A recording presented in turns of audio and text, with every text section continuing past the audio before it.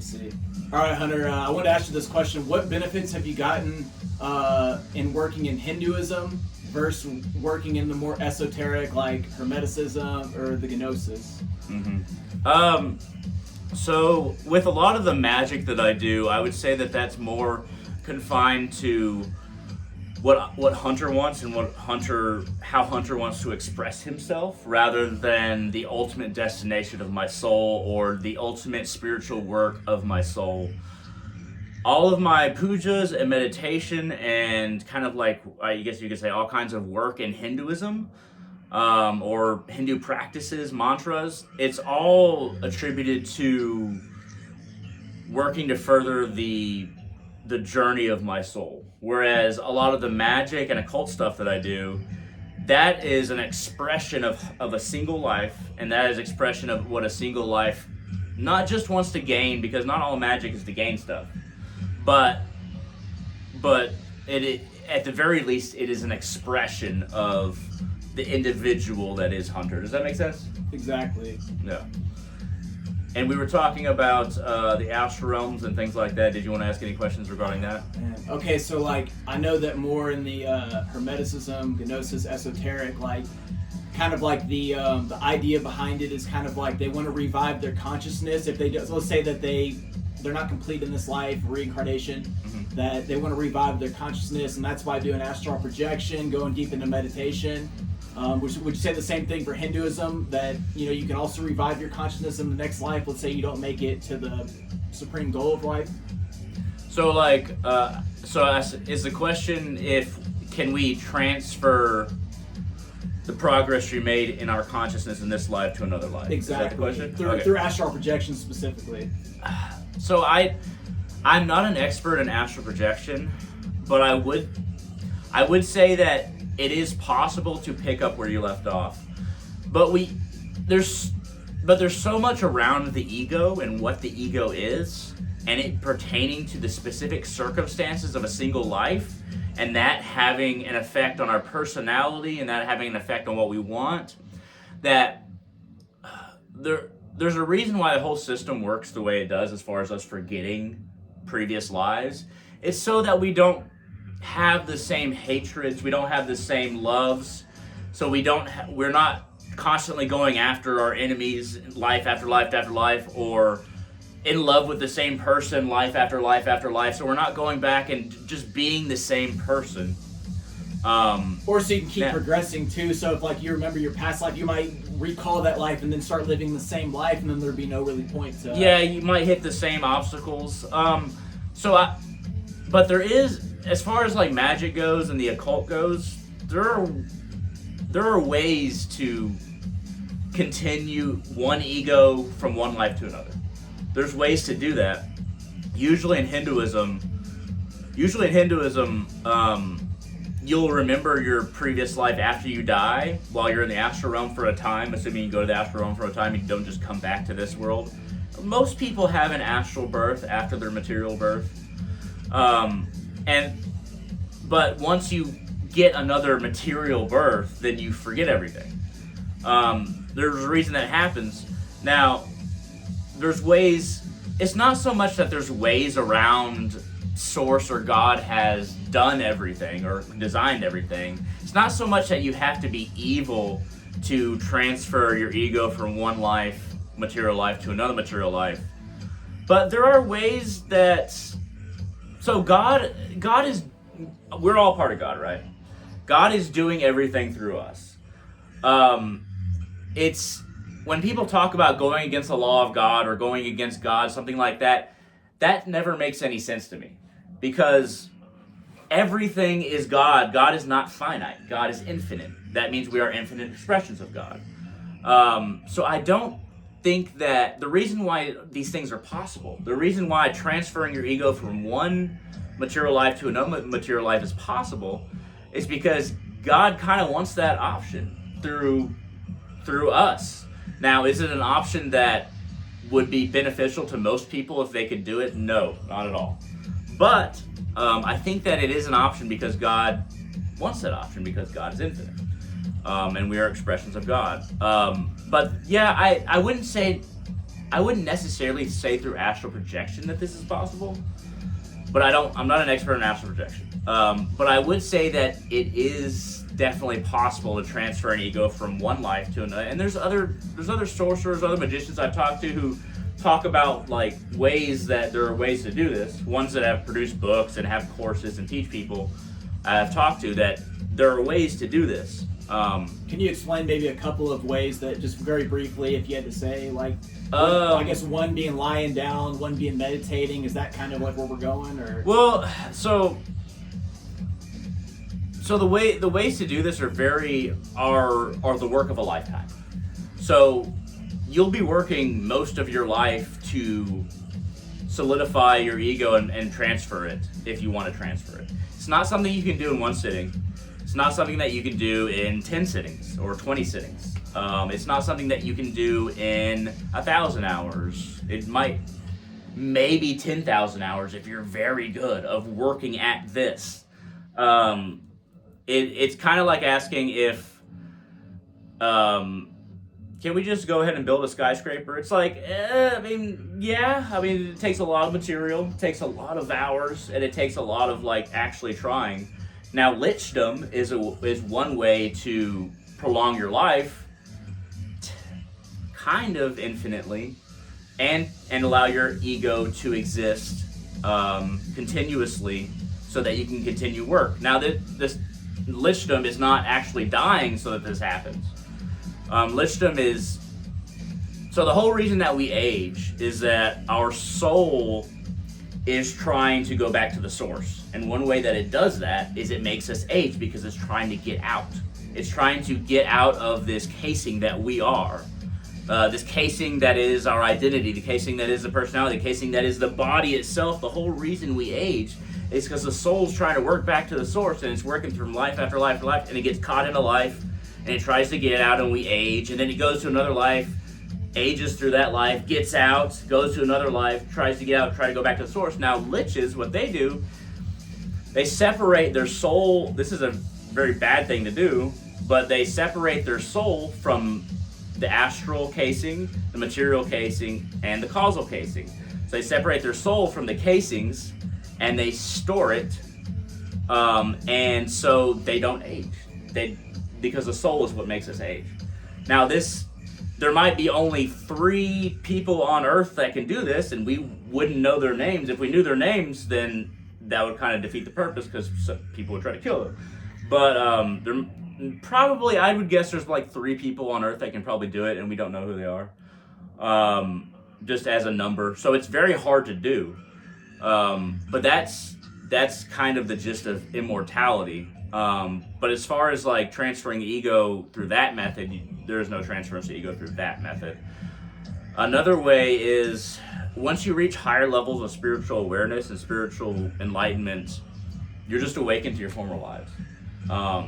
But in order to be awakened to your former lives, you have to do a whole lot of sadhana, spiritual practices. You have to be willing to work on yourself every day. Brahmacharya. So brahmacharya or brahmachara, one of the two, brahmachara. Don't spill any of don't have sex, jack off, anything like that. Don't spill any of the primal fluid that you have in you. Don't do that, for the rest of your life. You can start it's good to start at a young age, but if you start in your 20s or 30s and just don't have sex or jack off for the rest of your life, meditate every day, at least 30 minutes a day every day. Ideally 30 minutes upon awakening and 30 minutes before you go to sleep. And even more ideally is at least another 30 minutes in midday, so that you get an idea of your soul, you get to feel your soul, you understand what it is, because you can hear about your soul all day, people can tell you about your soul, you can read about your soul, but you won't really know what it is unless you get in a whole lot of meditation every day. And once you start feeling your soul more, and you meditate every day for many years, you'll start having past lives just kind of flicker into your mind, and you'll start to be aware of them. There's no way to do it in a single sitting. There's no way to do it unless you had previous lifetimes where you did a bunch of work. Like you had to do a bunch of this work in past lives in order to just sit down and reach these levels. But like it takes time and effort. And honestly, it's not even super complicated. It just requires consistency. But yeah, pujas and meditation is probably the number one key though. Meditation is key, and I nowhere near that amount of meditation. I just know that it works based on the sources that I trust. But yeah, did you have another question? No, I would 100% agree with you that meditation seems to be, out of all of the spiritual practices, seems to be like if you had to pick one, that would be the one to pick. You know, the worship is also great, and you know, like saying mantras and everything like that. But I think that meditation really does kind of like take it to the next level, you know, because it's a very internal process. The worship will show you kind of like the devotion, maybe help you like kind of purify your mind, you know. But really going within is the way. That's my opinion, of course, you know. Yeah, for sure. Another question that I have, Hunter, is that I hear a lot about from Hindus are split kind of by this, is that, you know, the original Vedas talk about the para-Brahma, you know what I mean? And I know they do acknowledge like Rudra, Indra, and, you know, several others that I don't want to be incorrect about, you know. But some will argue that, okay, we know that Christianity, they talk about like the Almighty God, right? Mm-hmm. We know that, you know, Islam, they talk about, you know, Allah, and in Hinduism, you know, we have the Trinity, right? You know, Vishnu, Shiva, and Brahma. Mm-hmm. But some of the Hindus are kind of divided, saying that no, it's the para-Brahma, it's the absolute, the unmanifested, right? You know, God can be the manifested or unmanifested, and they say, the formless or with form. Exactly, you know. So what really is your opinion? Because a lot of them say that when they made these Puranas and all this, they kind of went, and I don't want to say watered down because I don't know if that's the real, but they got more into the worship and got more away from the actual. What do you say to that? Like, keep it. Some say keep it as the para-Brahma, the unmanifested, and then some say no, we need like Lord Shiva, Vishnu, and Brahma, and all the other gods. And ironically, to bring in Christianity to this, is when Christ said, "Only through me can you reach the Father." He didn't mean his identity. He meant only through form can you reach the formless. So you'll have a lot of. So I mean, like, I love Advaita Vedanta. So basically non-dual Vedanta, and it recognizes God as being as. In Advaita Vedanta, you worship God formlessly. But in a lot of Vedanta, I think all of Vedanta, you worship God formlessly. If it's just Vedanta, it's not Bhakti Vedanta or something, added some other kind of Vedanta to it, or some kind of yoga to it. Would you say? I don't think it's a clear divide. I think that there's just a whole lot of sects of Hindus that worship God formlessly, and there's a whole lot of sects that worship Him, with form. And I don't think that all of them are at odds. I don't think that they're necessarily in conflict, because I think a lot of people who worship God formlessly realize that God is also in the form. And I think a lot of people who recognize that in God in form realize that ultimately the form is not the ultimate manifestation of God. That ultimately God is formless. Exactly. I don't think for most there is a terrible conflict or divide.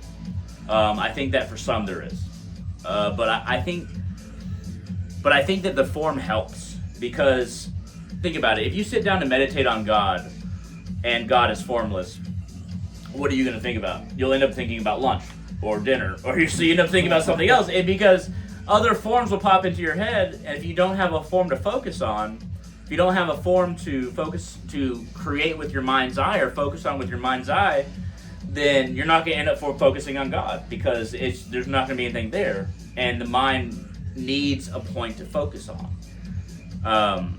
So, yeah, I tend to think that the Divine Mother is formless, but that it really helps to have a statue. Exactly. That's what I was going to say, Hunter, is that, like, I feel like because the age we're in, you know, correct me if I'm wrong, but we're still in the Kali Yuga age, and it would be better to because a lot of people have fallen down, right? And kind of like the mercy of the Lord would be to have some type of manifested material form. Because like you said, like maybe back then the Parabrahma, the formless, when people, had to do all these really hardcore rituals, they had to know each mantra by word, and if you messed up a little bit, but now it's like you got to get the grace just by saying a mantra, just by being in the belief of God, you can have mercy or whatever. So would you agree with that now it's even better in this day and age that we have some type of form? Because like you said, without some type of form, most people wouldn't even know like what to, you know what I mean? But yeah, what are you gonna focus on? So yeah, so I believe we're in an ascending age. So the general Hindu idea is that we're in Kali Yuga still, because it's like 250 million years. Paramahansa Yogananda and his lineage, and a couple other lineages, says, well, I mean, there are these big yugas, but there's also smaller yugas. Well, Paramahansa Yogananda and his lineage say that actually the yugas are much smaller. So basically we're in Dwapara Yuga, not Kali Yuga. So Kali Yuga was, he said it was around the time, the final dip of Kali Yuga, the bottom of all the yugas, was I think during the Dark Ages, 1500 or before that. And then Dwapara Yuga really started around 1700s, and we started actually reaching an ascending age. And then that's why we started having the Renaissance and bringing back all the classical philosophy and the classical art. And then science had this big boom.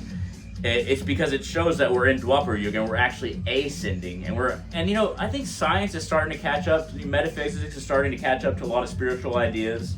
I think that shows a clear sign that something is happening that's good, even though there's a lot of stuff that's happening that's bad. People are kind of starting to wake up, and from what I see, just in the world, it seems like there's enough people that are waking up that give me hope. That think like, are we really still in Kali Yuga? I'm like, no, I think Paramahansa Yogananda is right. We're actually in Dwapara Yuga. We're in an ascending age. So Kali Yuga's at the bottom, Dwapara Yuga, Tetra Yuga, Satya Yuga, and then it goes back down. Tetra Yuga, Dwapara Yuga, Kali Yuga. So it's a big circle. And according to Paramahansa Yogananda and his lineage, we're at this part of the circle, and we're in Dwapara Yuga.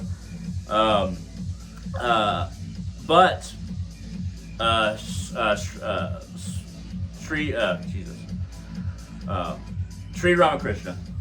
I wanted to say Sri Yukteswar, because that's Paramahansa Yogananda's master, but Sri Ramakrishna, he was the most recent avatar. Which god? Of the Divine Mother. Oh, okay. But avatars, yeah. So like Christ, usually. So it doesn't really matter. I'm a Shakta, so I think that all avatars are avatars of the Divine Mother, but that's not going to be consistent throughout all Hinduism. So there's some Hindus that believe Christ was form of Krishna. Some Hindus believe that Christ was an avatar of Shiva. Not very many Hindus. Most Hindus don't accept Jesus Christ as an avatar. Most don't. But that margin it's maybe like 51% don't, but the other 49% is like, yeah, he's an avatar of maybe Vishnu or Shiva or somebody. Because I would to be fair, is that Srila Prabhupada did say, like, if you translate Krishna from Sanskrit, Swami Bhaktivedanta Prabhupada. Mm-hmm. Yeah, Hare Krishna they're like the Christians of Hindus, as far as like they make things very, how do I put this? Hare Krishna makes things very like Christian way. Our way is the only way. So yeah. Anyway, go ahead. To be fair, like when Srila Prabhupada said, he was like, if you take Sanskrit, Christ, and then you go to Christos, Krishna, Christ, Krishna. So there is that kind of like connection to where people say, oh, it's Christ, oh, it's Krishna. It's kind of like this universal thing in all religions, that we kind of try to separate. And I think he said it pretty good when he said, like, when you try to call yourself a Hindu, a Muslim, a Christian, this and that, you're cheating, because it's all really the same religion. It's all the same spiritual teaching, and we try to cut it and divide it and conquer it. Every religious sect is a part of one religion, and it's just It's just people who want to control things that try to cut it up. So I usually don't agree with Prabhupada on much, but I do agree with him on that 100%. I think that every religious or spiritual sect or belief, even if you're just a religion of one or a spiritual, or like you are the only person who believes something, but you're still worshiping or you're still seeking. If you're a Buddhist that doesn't believe in God, then you're seeking enlightenment. If you are spiritually seeking in some way, it's all a part of the same religion. Now, it's not always useful to make that distinction because very few people accept that. so it's just like us. But yeah, I think that it's all part of seeking. I think that if we were to define religion as seeking and the spiritual path, or various spiritual paths as seeking, then I think that the vast majority of humanity are on very similar paths. I think that we are seeking. Honestly, I think there's very few atheists who are not. They might I think every atheist, or not every, but most atheists even have a philosophy that they're seeking something through, even if they don't understand it as being supernatural. I'm very Vedantic in the way that I think, so I think that everything's a part of the same thing. So I'm a little bit biased when it comes to this, but I would say that I think all part of the same religion. When it comes to Krishna and Christ, I think that Krishna consciousness and Christ consciousness are the same level of consciousness. And they were avatar consciousnesses. Sri Ramakrishna, the most recent avatar, he was on that same level of consciousness. Now, Sri Ramakrishna, he's the most recent avatar, so he's not as widely considered as an avatar yet, because the further away that you get from an avatar's life, the easier it is to see them as an avatar. But yeah, Sri Ramakrishna, he died 1860, 1850, somewhere around there. But yeah, he was the most recent one. But he was an avatar that came to acknowledge that all spiritual paths, all religions, go to the same source. So he realized God, he realized Kali through the Christian path, through the Muslim path, through the Sikh path, through Vedanta, through puja, form worship. But he came to basically affirm all the avatars that have come before us. And he was the avatar of basically love, and he taught us that God could be worshipped as the Divine Mother, basically. That he was the avatar that affirmed that God can be worshipped as Mother. But Sri, I would highly recommend listening to one podcast, actually. So, For the Love of Yoga with Nish. I'll send you a link to it. But yeah, For the Love of Yoga with Nish. And Nish used to have a YouTube channel. It got taken down because his thumbnails had a lot of Kali thumbnails, and it wasn't to YouTube standards, unfortunately. But yeah, he talks a lot about Sri Ramakrishna and like his lineage and the kind of like the non-duality of God, but God being everything. Anyway, but yeah, going back to topic. Yeah, I think that we're all part of the same. I think we're all part of the same religion. Do you have another question, or do you have a comment? What do you think about people? I know this is like, now we're going to another completely different topic. Well, it's the same topic, just different. What do you think about this whole New Age thing about people saying I'm God, and they say like, you know what I mean? Like, forget everything. I'm the source. I'm the creation. You know what I mean? Like, what do you think about? For some reason, it doesn't really vibe with me. I like to see kind of like we're part and parcel of God, but also too, like, if you were God, you could literally obtain all of the gold in the world in your hand at once. You could immediately take everybody out of the physical world so everybody could see.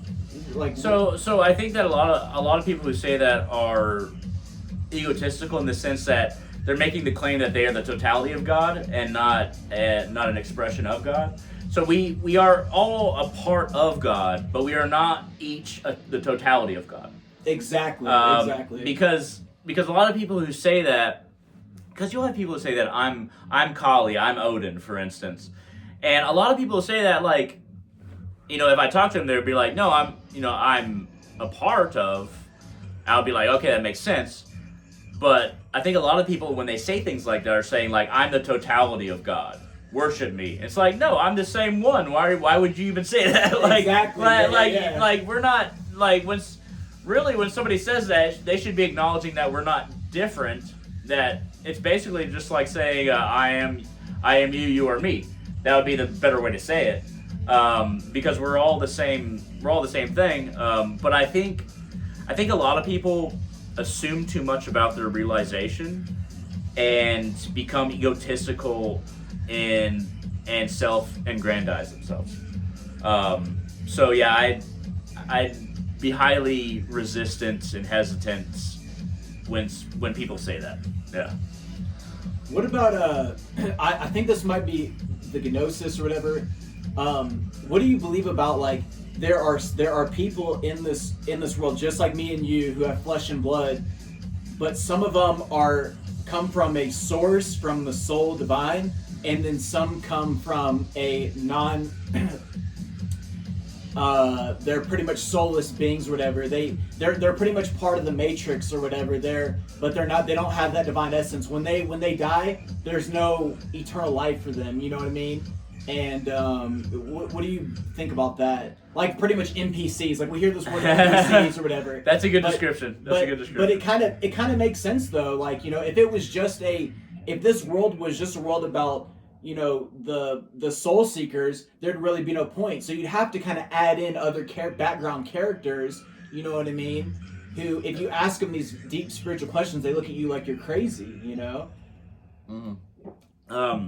But what's your thought on that? I wanted to kind of get that. So these people would just be illusions or extension, but it's so hard to say because there's a part of me that says, those people would just be Maya and it would just be illusion. But at the same time, if it's another human being, they just might be an asleep human, a soul that hasn't progressed as much. I hesitate to use the Matrix model, even though it's very good with thinking about Maya and illusion and the kind of like the illusion that we're kind of all under. The only reason I hesitate to use it is because I see a lot of people using it that want to not see the value in other human beings and put them down and think that they are better than other human beings. Now, that's not always the case, but I see a lot of people that are using that want to feel better. But I would say at the very least, there are people that are not nearly as along their spiritual path or along a path as some of us who might be, and we won't vibe with them because our innate vibrations will be different because we're further along or not as far along. Like for instance, like I was talking about how I hate my job. I don't vibe with anybody at my job. I don't think that they're agents in the Matrix or that they're just illusion. I think that they're actual people. I just think that they're not as far along a path or on a path. So their soul is more sleepy, you could say. I guess the reason why I bring that up is because kind of like where the theory goes is that like when you're asleep, right, and you have a dream and you have all these different characters, right? Like we wouldn't say, oh, the characters are actually, we're meeting these characters. They're a reflection of our own subconscious mind. So they're saying kind of like in the waking, if you want to call this a waking dream, the waking reality, waking consciousness or whatever, it will kind of apply the same way, is that it's actually us manifesting these other individuals. And like you said, like you don't want to come off and be like, oh, well, I'm better than these people or I'm this, because the Matrix still divine as it is, whether these people are real people or not, you know what I mean? But there is there's the people who see, there's the people who see when shown, and then there's the people who, if you show them, you tell them all the sacred knowledge, everything, they're still gonna they just don't get it. They just don't, it's like they're not, and I agree with you that it could be that maybe they're just not on this, maybe this lifetime is just not there, right? Maybe they need more progression in something. But I guess it goes back kind of connecting with the whole the reptilians or something, like the shape-shifting beings or whatever. Yeah. So I don't know if there's actually reptilian beings. I don't know if there's actually like that. But it's kind of fun just to kind of bring up the topic or whatever, just because everybody always wants to use NPC word nowadays.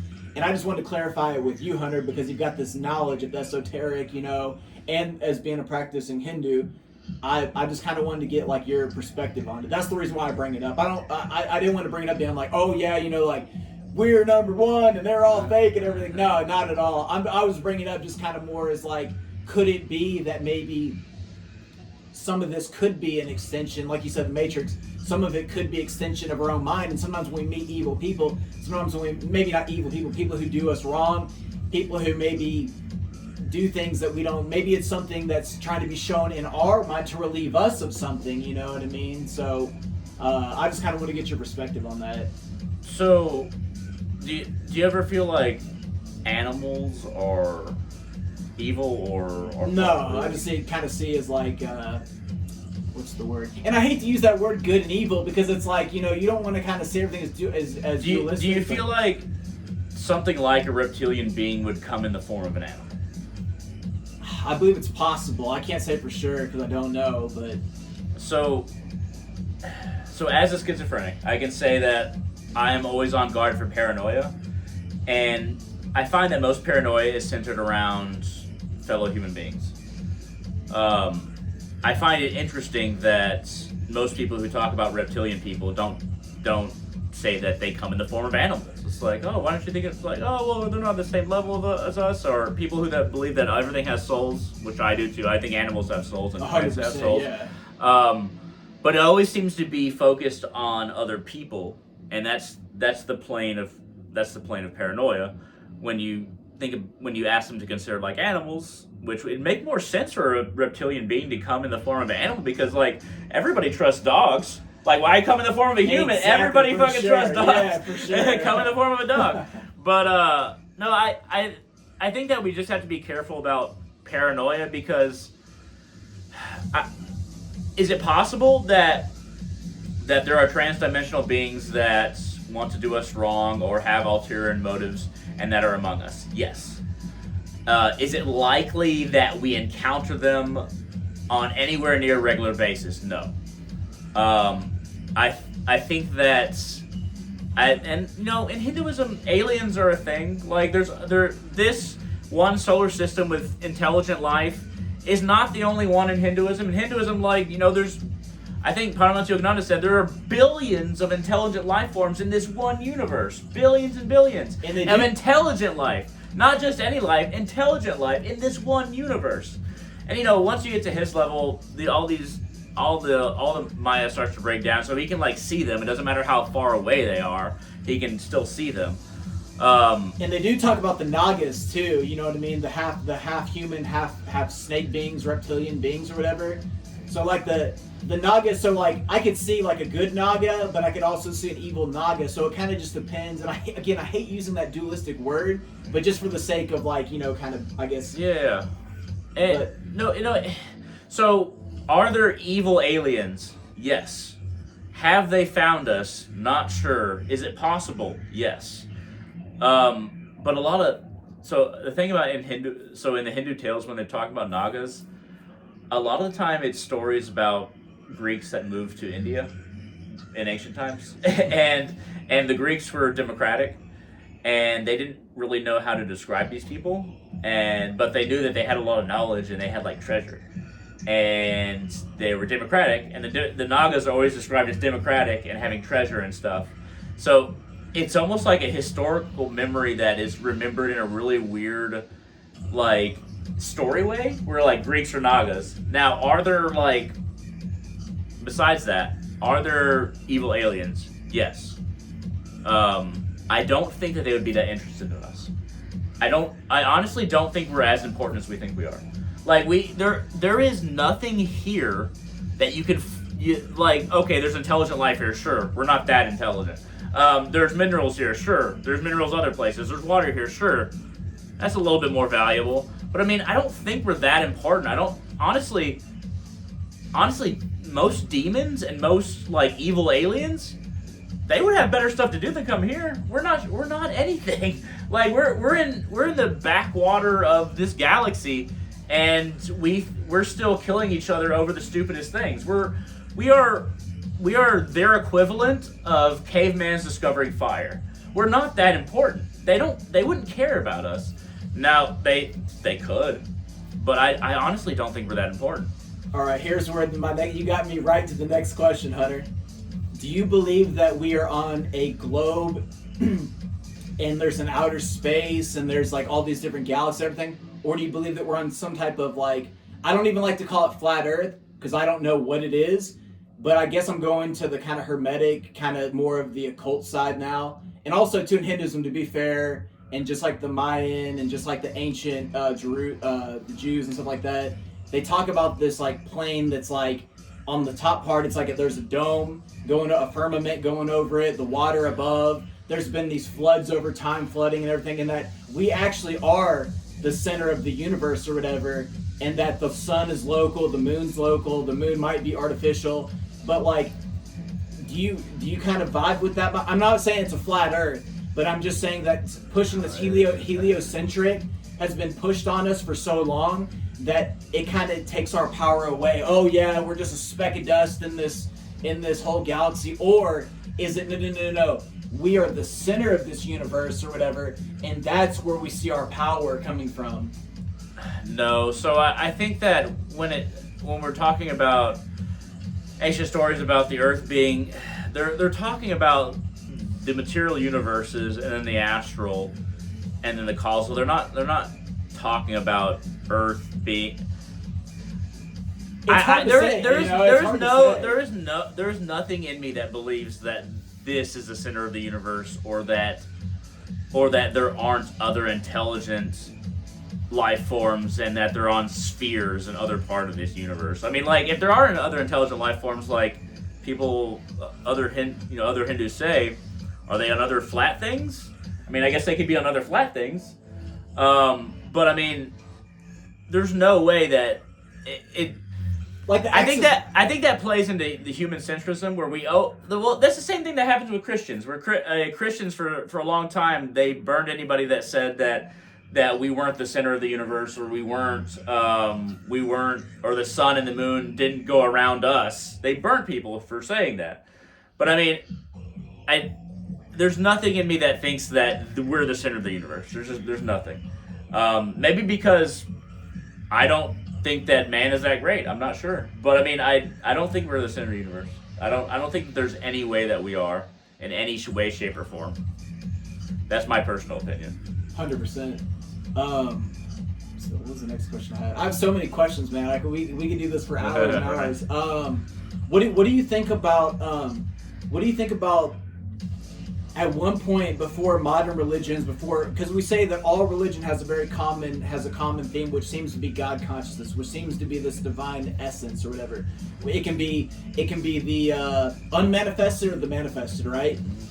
What do you believe about there being this ancient Tartaria, this ancient Atlantis, this golden age of humanity, and that it was pretty much a place where these people were highly advanced, had all this advanced technology, free energy and everything like this. They didn't even poop, because if you go to a lot of the ancient sites, they make all these big structures we can't even build today, but there's no bathroom. So what that means is that their diet was so perfect, they were more likely breatharians, or at the very least they were fruit eaters or whatever. They were consuming the fruits, and that they lived off of pretty much the air alone, and or their feces were so untoxic that, like Dr. Sabi says, that they could literally pick up their feces, put it into the ground, because all the food we eat and all the crap artificial, you couldn't put it in the garden. It would just manifest poison. People would get disease and stuff. But back then you could literally just put it into the soil and it would go and break right down. But then the story goes is that there was this, Atlantean, this golden age of humanity, and then there was this flood that came, or there must have been some other technology, or people infiltrated the mystery schools, infiltrated the technology, whatever it may be, and destroyed the Atlantis or Lemuria, whatever you want to call it. And then what happened was that the rest of I guess the humans left kind of went into deja. I mean, they couldn't really recall kind of the past, all the knowledge, the mystery schools, everything was lost. But there was one group, and they say, I don't know 100%, but they said that the Irish kept the knowledge, like the Celtics, the ancient Druids kept the knowledge, and then they spread the knowledge to the rest of the world, gave it to the Phoenicians. Then the Phoenicians spread over there to ancient Egyptian, ancient Mesoamerica, Mesopotamia, I might be saying it wrong, ancient Hinduism, and that's why all religions have that common theme by it or whatever. So, and the Aztecs did say that they got their temples from they took the temples, they found the temples, and they took them from tall red-haired people, which is the giants and everything inside it. Yeah. So there's a lot of ground to cover. So I'm sorry, I just went. No, it's okay. So I think that those are memories of a time that was a previous Satya Yuga. So I think that there's been previous Satya Yugas.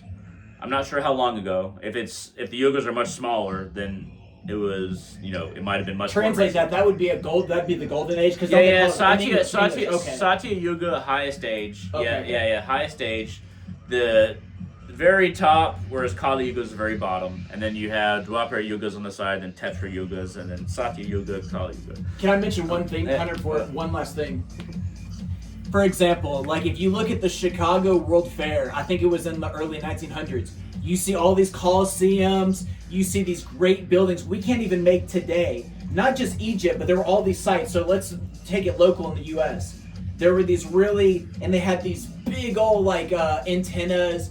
You could see energy coming out of them, lighting the whole from these like mercury bulbs or whatever it was, lighting up everything. And then they want us to believe that they just destroyed it all down, knocked it all down just for the World Fair, and that was it, even though we can't recreate this. So that's what I'm trying to say. Was there some advanced civilization worldwide, and then it got destroyed to cover the tree? I think that there's not enough monetary value to recreate some of these things so that because this is an age where everything costs money. In previous ages, to make the pyramids, the pharaoh could just order everybody to work towards this. Like now you have different corporations and then governments, and it's hard to order people, an entire society, to work towards making a wonder.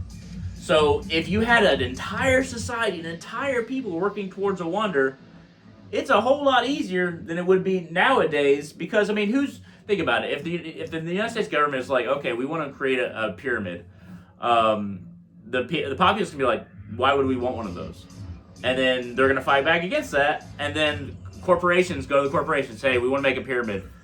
Why? How are we going to make money from it? There are other motivations. In the past, you could make a whole society do something. That's why, all these Gothic cathedrals that are super great, and then, people are asking, why don't we make beautiful churches like this? Do you know how many crappy houses there were that those workers were living in for those churches to be built? You know how many, not only crappy houses for the workers, but the entire society was living in houses that weren't great to make that one great thing. Well, that's the thing, though, Hunter, is that they don't believe that the slaves and the people that like the medieval times, they believe that this was made way before in that golden age, and then these people. It's funny that we call them Freemasons. I'm not saying Freemasons, but let's just take that word, Freemasons. It's like they inherited free estate. So it's like all these populations were like so small, and then all of a sudden, boom, they exploded up from some mysterious way, and then all of a sudden we start to see like, we're supposed to believe that they built these great structures we can't even come close to building today.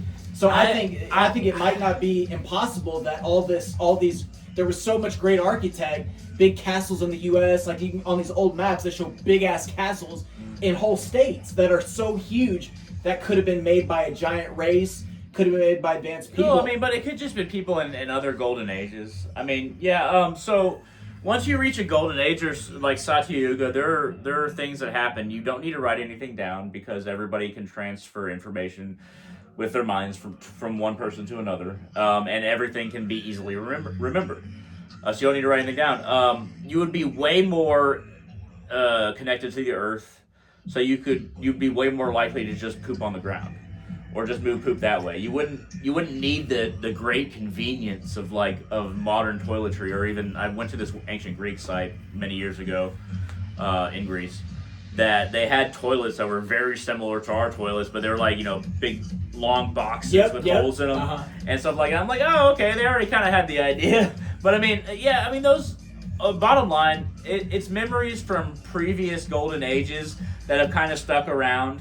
I don't know about a race of giants. I think that's, when the people in England, in the medieval times, there was this tale that giants did build like these great bathhouses and the statues that were in England because they didn't fucking know how to do it. They were like, oh, these people had to be so great. But I mean, like, there are ways to build these statues. There are ways to make the Eastern Island heads move. People have done it with ropes.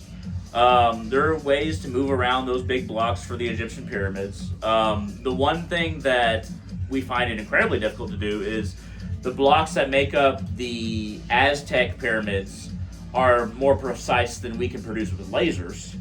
That is one instance where I'm like, yeah, that had to be some kind of mantra technology because from a previous Satya Yuga. So a lot of technology that we have nowadays, the reason we don't see evidence of it from the past is because mantras can do stuff. And people can focus their psychic power to do stuff. So they didn't need machines. Exactly. They could use their minds. They could use mantras, they can use their minds, they can use things that aren't hard and that are external. They can use themselves. They can use they can communicate with higher levels of existence through their pineal gland, which I call the transdimensional gland. But yeah, so that's what we don't see the technology per se, but we'll see like the buildings, like some of these, like the Aztec temples. We'll see those because that was kind of like one thing that would be left behind. But yeah, ultimately, these are all memories from higher ages from the past. Could there have been giants? I mean, yeah, there are probably other species far in the past, millions of years ago, that we don't have record of now. And it's very possible.